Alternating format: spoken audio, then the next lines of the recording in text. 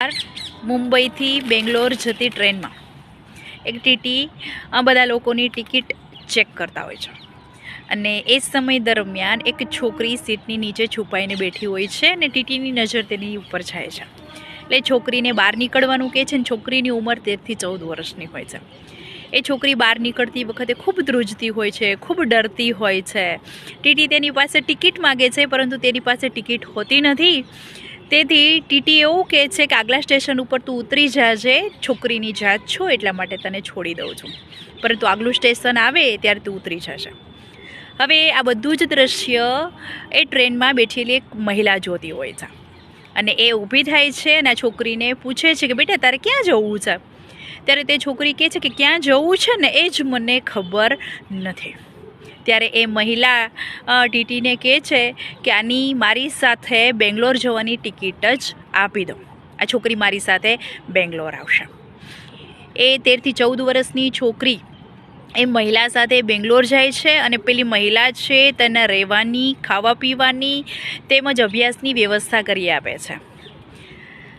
સમય મળીએ પેલી મહિલા તે પેલી છોકરીને મળવા માટે જાય છે, પરંતુ ધીમે ધીમે તેનો સંપર્ક તૂટી જાય છે, કારણ કે બંને પોતપોતાના કામમાં એટલા વ્યસ્ત થઈ ગયા હોય છે એટલે એમનો સંપર્ક તૂટી જાય છે. પછી અમુક સમય બાદ જે મહિલા હતી એને કંઈક પોતાની મિટિંગ માટે અથવા તો પોતાના વ્યાખ્યાન માટે અમેરિકામાં એક કાર્યક્રમ હતો અને તેને એક હોટલમાં રહેવાનું થયું.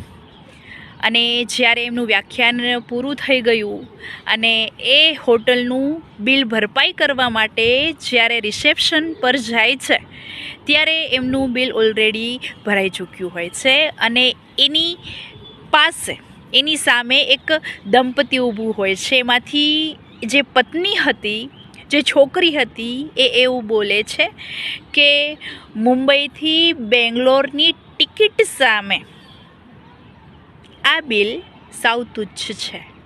એ મહિલાની આંખો ખૂબ પહોળી થઈ જાય છે અને એ ઓળખી જાય છે કે આ પેલી છોકરી બીજું કોઈ નહીં પરંતુ 13 થી 14 વર્ષની ઉંમરે જે મને અનાથ છોકરી જે ટ્રેનમાં મળી હતી આ જે છોકરી છે.